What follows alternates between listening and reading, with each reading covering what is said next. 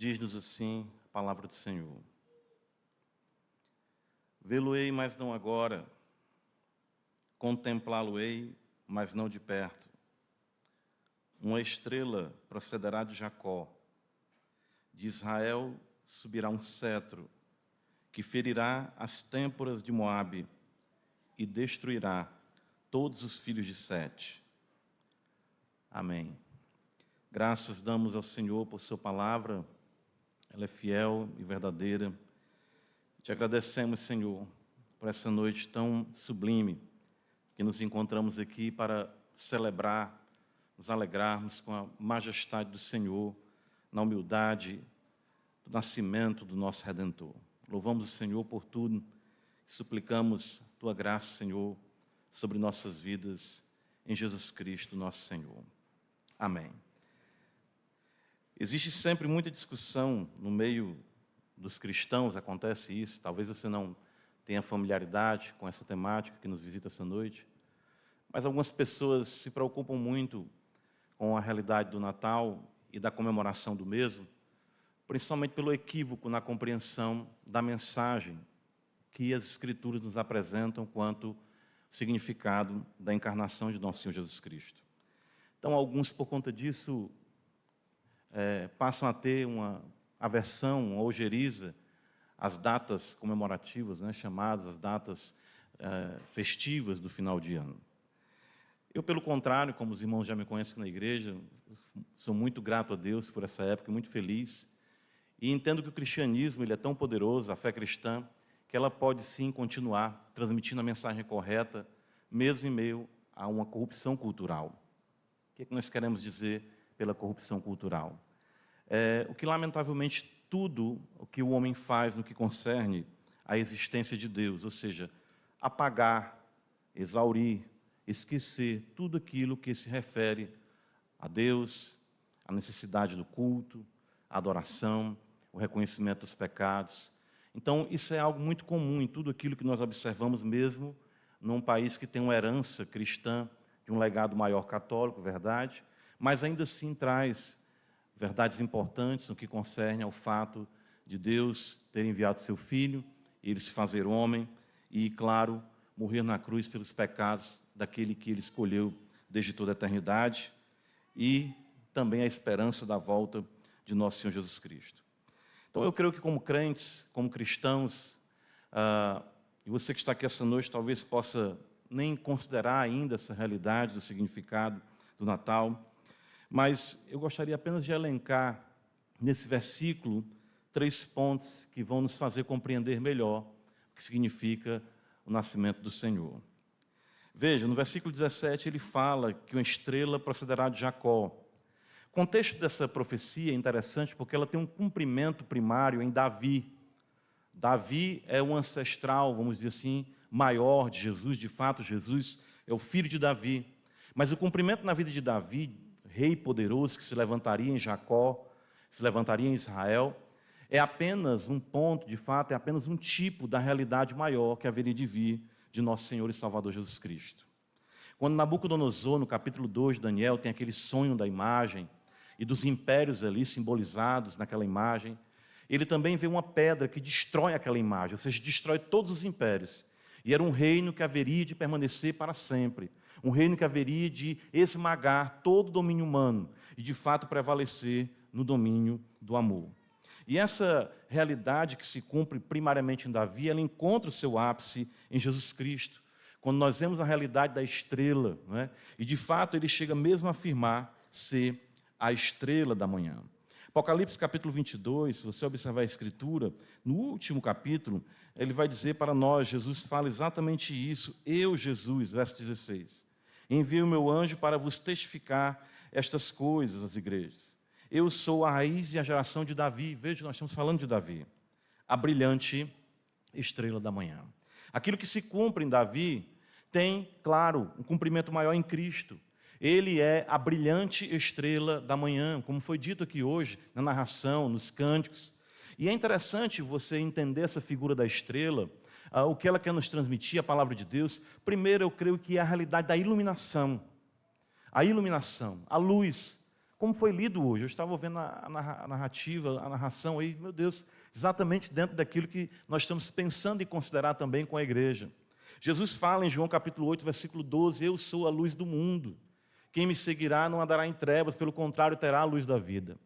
E para nós entendermos essa realidade de luz, tanto destaca a beleza e a glória de Jesus Cristo, a resplandecente estrela da manhã, a majestade, a sublimidade de quem Ele é, de eternidade a eternidade, mas também, por outro lado, denuncia as trevas em que se encontra todo o coração que ainda não se curvou ao Senhor Jesus Cristo. No Evangelho de Mateus, também outro evangelho maravilhoso, quando o evangelista fala da ida do Senhor até Galiléia, o texto nos diz exatamente isso. Observe comigo, Evangelho de Mateus capítulo 4, está escrito no versículo 12, que Jesus foi para a região da Galiléia e chegou na cidade ali, deixando Nazaré, foi morar em Cafarnaum, situada à beira-mar, nos confins de Zebulon e Naftali, para que se cumprisse o que fora dito por intermédio do profeta Isaías. Terra de Zebulon, terra de Naftali, caminho do mar, além do Jordão, Galiléia dos gentios. O povo que jazia em trevas viu grande luz. Aos que viviam na região da sombra da morte, resplandeceu-lhes a luz. E como lhes resplandeceu a luz, verso 17, daí passou Jesus a pregar e a dizer, arrependei-vos, porque está próximo o reino dos céus. Então, o significado do Natal, quando nós pensamos na estrela, destaca a glória de Cristo, majestade, sublimidade, mas também destaca as trevas em que o mundo se encontra, as trevas em que os homens se encontram. E quando nós sabemos que, de fato, essa estrela resplandeceu em nossa vida, quando o arrependimento e a fé, quando o arrependimento e a contrição, de fato, alcançam o nosso coração, recebemos da parte de Deus o arrependimento dos nossos pecados, a convicção dos pecados, e nos voltamos para o Senhor, sabendo que sem Ele estamos completamente perdidos nas trevas da escuridão que se encontra esse mundo. É importante você considerar isso. É muito belo. A estrela, eu tenho minha árvore em casa e eu sempre, quando olho para a estrela, eu considero essa profecia, considero o que aconteceu, considero a realidade dos magos sendo guiados pela estrela, deixando o seu contexto, a sua nação. Eram homens que tinham uma sabedoria, mas a sabedoria tal que não lhes iluminava a alma, não lhes iluminava a mente, não lhes faziam compreender de fato o significado da vida e a tristeza e a realidade terrível dos pecados em que se encontravam. Importante nós entendermos isso. Importante que nessa noite de Natal, nós estamos aqui cultuando o Senhor, você entenda a importância da estrela que procede de Jacó, da estrela que traz a luz, da estrela que, de fato, traz norte. Isso é importante para as nossas vidas. Não existe, de fato, outro caminho. É por isso que Jesus vai dizer em João 14,6, eu sou o caminho, a verdade e a vida, ninguém vem ao Pai senão por mim. Você precisa de luz, você precisa de norte. Você se encontra em trevas, você caminha, mas não sabe para onde. Para realizações meramente humanas, só isso. Para conquistas financeiras, para um plano de carreira, para ver os seus filhos, seus netos, enfim, os filhos dos seus netos, coisas boas sim, e depois, o que será a sua vida, o que será a sua vida depois dessa vida? Você precisa da luz, você precisa da estrela, você precisa do norte, você precisa de Cristo. Isso, de fato, é Natal. Em segundo lugar, quero que você observe ainda no versículo 17, capítulo 24 ainda de Números, que o texto fala que de Israel subirá um cetro. E isso é uma figura de realeza. Todos nós conhecemos a figura do cetro empunhado pelo rei. E que o texto está dizendo que haveria de ter um reinado. Isso nós podemos ver em Davi, que se estende de forma muito bela, mas se cumpre plenamente em nosso Senhor e Salvador, Jesus Cristo. Então, quando nós falamos de cetro, nós falamos de regência, de domínio. Livro do profeta Daniel, capítulo 4. Esses dias eu estava meditando nesse texto, e a evidência de que você, de fato, foi iluminado por Cristo, que a estrela, de fato, resplandeceu na sua vida, é a sujeição a esse domínio. Em um texto bem curioso, porque é proferido por Nabucodonosor, embora muitos não creiam que ele haja de fato se convertido, mas as palavras que ele aqui traz são bem interessantes e nos mostram quando há uma iluminação, pelo menos é o que nós esperamos que tenha acontecido na vida dele. No verso 34 está escrito, de Daniel, capítulo 4, mas ao fim daqueles dias, eu, Nabucodonosor, levantei os olhos ao céu, tornou-me a vir o entendimento, e eu bendisse o Altíssimo, e louvei e glorifiquei ao que vive para sempre, cujo domínio é sempre eterno, e cujo reino é de geração em geração. Todos os moradores da terra são por ele reputados em nada, e segundo a sua vontade ele opera com o exército do céu e os moradores da terra. Não há quem lhe possa deter a mão nem lhe dizer: que fazes? O que é importante nós compreendermos quando falamos de Cristo se fazendo homem, o Verbo se fez carne, habitou entre nós. Isso significa o domínio, o entendimento de fato, a iluminação vem para aqueles que se dobram diante de Cristo, que reconhecem, ou seja, quando o entendimento, quando a saúde mental voltou a Nabucodonosor, a primeira coisa que ele entendeu foi o quê? Há um Deus que domina todas as coisas. Esse Deus não sou eu. Embora Nabucodonosor fosse grande, embora Nabucodonosor fosse poderoso, foi preciso que Deus o colocasse para pastar com os animais, para ele entender que somente os céus dominam. E o Natal exatamente enfatiza isso para nós, o domínio do Rei da Glória, Jesus de Nazaré. A sua vida não é sobre você. Esse mundo não é sobre você. O mundo não foi criado e não foi feito para ser o palco da sua história. Você não é a pessoa mais importante desse mundo, pelo contrário. O fato do nascimento do Redentor destaca isso, o cetro, o domínio e o poder sobre a vida de todos os homens. É muito maravilhoso quando o Salmo 2 nos apresenta também isso de forma muito bela. O Salmo 2, ele vai nos dizer algo muito maravilhoso quanto ao domínio de nosso Senhor Jesus Cristo, ao seu cetro. E o texto nos diz assim: por que se enfurecem os gentios? E os povos imaginam coisas vãs? Os reis da terra se levantam, e os príncipes conspiram contra o Senhor e contra o seu ungido, ou seja, contra o seu Cristo, dizendo: rompamos os seus laços e sacudamos de nós as suas algemas. Ou seja, o que é natural a todo homem que vem a esse mundo é uma rebeldia. Você é rebelde por natureza. Você nasce com os punhos cerrados contra o céu. E a prova de que você, de fato, entende o significado do Natal é quando a luz de Cristo resplandece sobre você e você entende que os céus dominam e você baixa as mãos e se rende ao Redentor. Os reis da terra conspiram, os homens tudo fazem para se libertar das amarras, dos princípios, dessa cultura cristã, patriarcal. Não é isso que é dito aí constantemente na TV? Nos meios de comunicação? Cristianismo retrógrado, cristianismo aprisionador.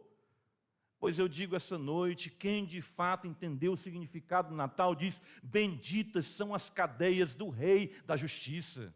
Benditas são as suas santas amarras, porque são laços de amor que nos vencem, nos amansa e nos traz uma nova natureza para que sejamos com prazer e gratidão escravos de Cristo. Aquele que procede de forma rebelde, Deus olha do céu para a terra, olha o que está escrito aí no Salmo 2, ri-se aquele que habita nos céus, o Senhor zomba deles. O Senhor olha para a loucura da sua vida, uma vida que parece estar toda dominada por você, e Ele zomba, ou seja, a maneira de Deus dizer o quão ridículo é você pensar que você se autodetermina, se autogoverna. Você não consegue nem manter o seu coração pulsando, se não for o poder de Deus. Basta um menor vaso aí, qualquer coisa que nós sabemos que se isso aí ficar obstruído, nós partimos. É por isso que Paulo vai dizer que nele nós vivemos, nos movemos e existimos. Dele procede a respiração e tudo mais. O Senhor olha dos céus e vê a rebeldia e vê os homens cada vez mais tirando o significado bíblico do Natal para preencherem com seus prazeres, enfim, as suas elucubrações que não refletem o ensino das Escrituras. Na sua ira, diz o Salmo 2, seu tempo lhes há de falar, e no seu furor os confundirá. Eu, porém, constituí o meu rei, diz o Senhor, sobre o meu santo monte, Monte Sião. Proclamarei o decreto do Senhor. Ele me disse, tu és meu filho, hoje te gerei. Pede-me, eu te darei as nações por herança, e as extremidades da terra por tua possessão. Com vara de ferro as regerá, veja o domínio do Senhor. E as despedaçarás como um vaso de oleiro. Agora, pois, ó reis, sede prudentes. Você que está aqui essa noite, seja prudente e olhe que nem rei você é, embora possa pensar que seja. Deixai-vos advertir, juízes da terra. Servi ao Senhor com temor e alegrai-vos nele com tremor. Beijai o filho, para que se não irrite, e não pereçais no caminho, porque dentro em pouco se lhe inflamará a ira. Bem-aventurado todos os que nele se refugiam. Quando de fato você entende o significado da encarnação, do Natal, você compreende a iluminação, você compreende as trevas do seu coração sem Cristo, e você se rende a Ele, sabendo que Ele é Rei dos Reis e Senhor dos Senhores. É por isso que Paulo vai dizer em Gálatas capítulo 2, quando nós falamos de Paulo, nós falamos da figura talvez mais resistente ao Evangelho. Ele mesmo diz isso. Foi perseguidor da igreja, chamava o cristianismo de seita, perseguia, aprisionava, dava o seu voto de consentimento na tortura e morte de cristãos. Mas Cristo o encontrou e disse, Saulo, Saulo, por que me persegues? E aquele homem então foi rendido a Cristo e passou a dizer, já não vivo mais eu, mas Cristo vive em mim. Por essa razão, escrevendo aos Colossenses, ele diz que ele nos transportou do império das trevas para o reino do Filho do seu amor. Aquele que de fato entende o significado do Natal, se prostra diante do Filho. Por isso que o texto nos fala que uma estrela procederá de Jacó e de Israel subirá um cetro. Que reino de amor, que reino bendito. Isso é maravilhoso quando nós pensamos que Ele nos vence pelo seu amor e pelo seu poder. Para concluir, volte comigo para Números 24, versículo 17. A mensagem do Natal, ela nos traz essa beleza da iluminação, claro, denunciando as nossas trevas. Ela nos traz, sim, a mensagem do domínio, claro, denunciando a nossa rebeldia. Mas ela também nos traz uma mensagem de que ninguém poderá ficar neutro ante o que está sendo dito aqui essa noite. É muito importante nós considerarmos isso. O texto nos diz que uma estrela procederá de Jacó, de Israel subirá um cetro, que ferirá as têmporas de Moabe e destruirá todos os filhos de Sete. Primariamente, essa profecia se cumpre, sim. Davi, ele destrói, os inimigos de Israel. Mas o que o texto é interessante, porque ele fala das têmporas, fala da cabeça. Isso nos evoca uma mensagem que foi transmitida há bastante tempo. Lembra? Abre comigo em Gênesis capítulo 3, nos apresenta isso. Gênesis capítulo 3, versículo 15. Por inimizade entre ti e a mulher, entre a tua descendência e o seu descendente, este te ferirá a cabeça, e tu lhe ferirás o calcanhar. O que o texto está dizendo para nós é que, de fato, o descendente de Davi, essa estrela, esse cetro, haverá de esmagar todas as pessoas que não se sujeitarem ao seu reino de amor. É isso que a manjedoura também nos ensina. Talvez não seja algo agradável de se ouvir como uma mensagem de Natal, mas é o Evangelho. Romanos capítulo 1, versículo 18, Paulo diz que a ira de Deus se revela do céu contra toda impiedade. Os homens são indesculpáveis.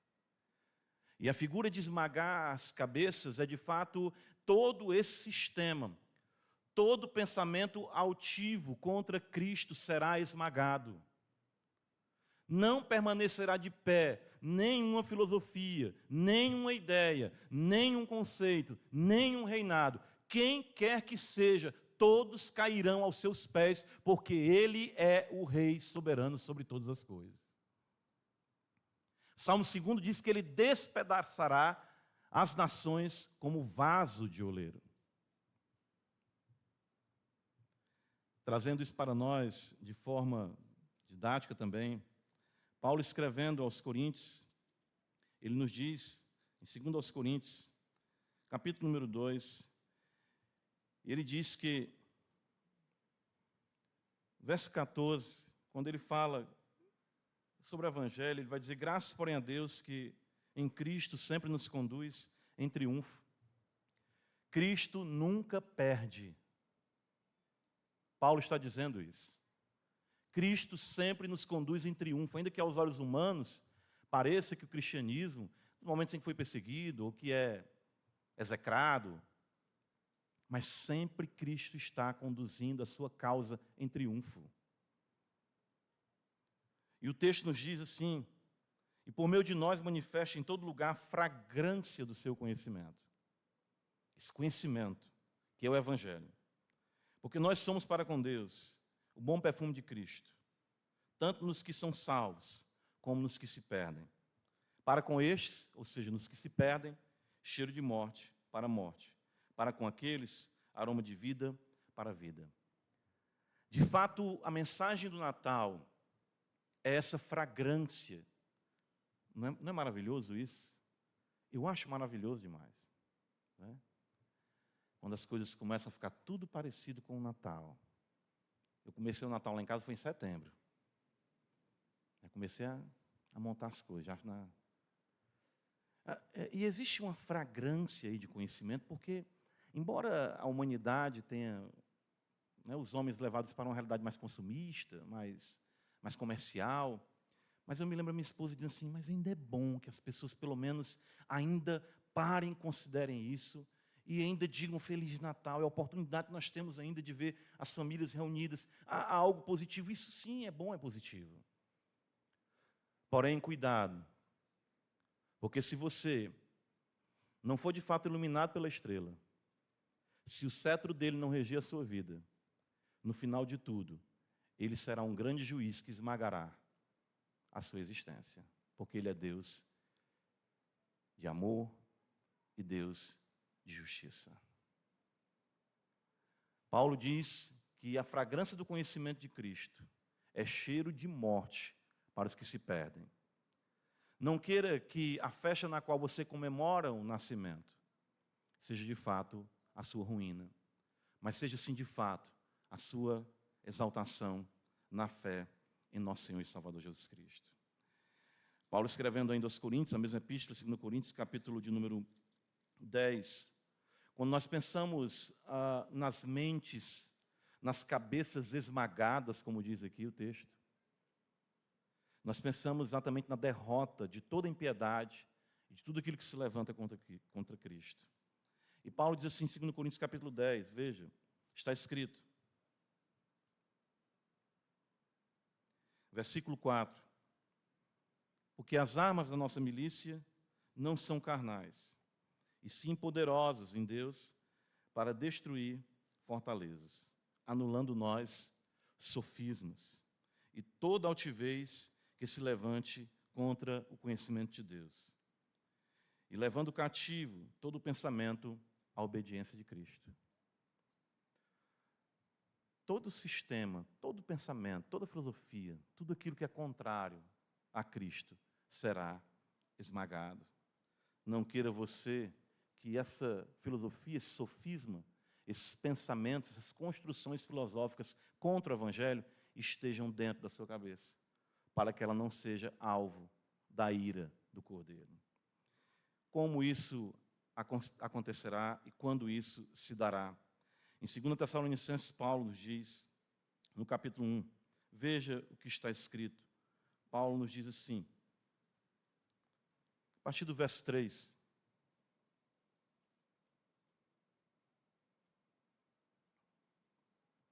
Irmãos, cumpre-nos dar sempre graças a Deus no tocante a vós outros, como é justo, pois a vossa fé cresce sobremaneira, e o vosso mútuo amor de uns para com os outros vai aumentando, a tal ponto que nós mesmos nos gloriamos de vós nas igrejas de Deus, à vista da vossa constância e fé, em todas as vossas perseguições e nas tribulações que suportais. Vejam os fiéis, os crentes sofrendo perseguição e tribulação por conta da sua fé.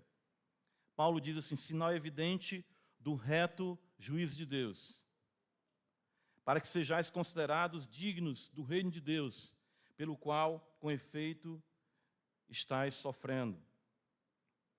Se de fato é justo para com Deus, que Ele dê em paga tribulação aos que vos atribulam. E a vós outros que sois atribulados, alívio juntamente conosco. Quando? Quando do céu se manifestar o Senhor Jesus com os anjos do seu poder, em chama de fogo, tomando vingança contra os que não conhecem, contra os que não conhecem a Deus e contra os que não obedecem ao Evangelho de nosso Senhor Jesus. Estes, os que não obedecem ao Evangelho de nosso Senhor Jesus, sofrerão penalidade de eterna destruição, banidos da face do Senhor e da glória do seu poder, quando vier para ser glorificado nos seus santos e ser admirado em todos os que creram naquele dia, porquanto foi crido entre vós o nosso testemunho. Esse Jesus que nós cantamos veio de forma mansa e humilde, é fato. Ele nasceu, não tinha lugar para ele, para os seus pais ali, e ele foi colocado ali numa manjedoura. E, num contexto de muita humildade, ele viveu, nunca pecou. Ele diz: quem dentre vós me acusa de pecado? Ninguém pode acusar Jesus de pecado. E Jesus não foi meramente um grande homem, ele de fato é Deus homem.